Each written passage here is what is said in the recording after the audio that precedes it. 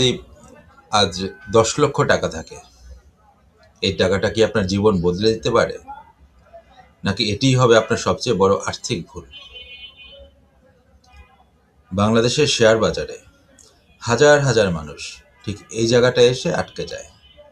টাকা আছে কিন্তু দিক নেই, আত্মবিশ্বাস আছে কিন্তু পরিকল্পনা নেই।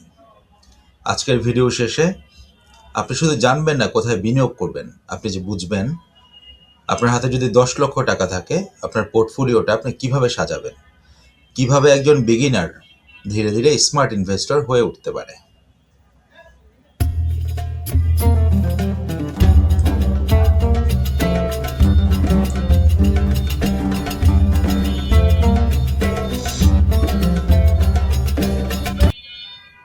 আমরা তো কম বেশি এই টপিকটার সাথে সবাই পরিচিত। ৯০% বিনিয়োগকারী বাজারে এসে টাকা হারায়, কারণ তারা পোর্টফোলিও বানায় না। পোর্টফোলিও কনসেপ্টটা সম্পর্কে ধারণা নেই, তারা ইমোশন দিয়ে সিদ্ধান্ত নেয়। র্যাপিডলি স্টক কিনছে, বিক্রি করছে। It's not portfolio.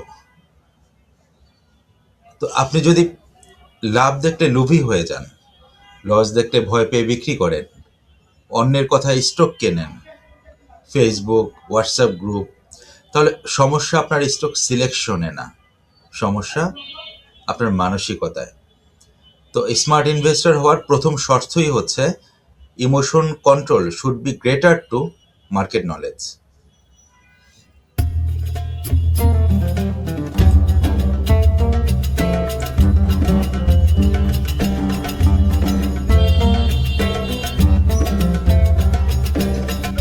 আমাদের মধ্যে অনেকেই ভাবে ৫-৬টা শেয়ার কিনলেই বুঝি পোর্টফোলিও হয়ে যায়। না, ওটা পোর্টফোলিও না, ওটা র্যান্ডম বাস্কেট।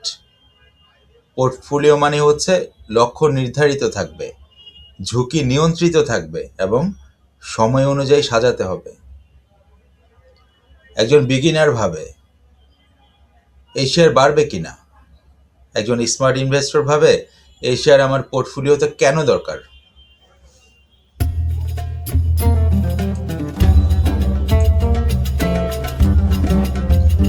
তো আপনার কাছে যদি ১০ লক্ষ টাকা থাকে, তো এই টাকাটা পোর্টফোলিওতে কিভাবে ভাগ করবেন?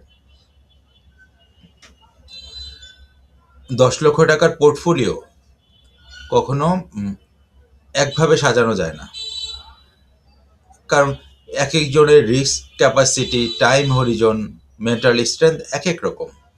তবে স্মার্ট ফ্রেমওয়ার্ক একটাই,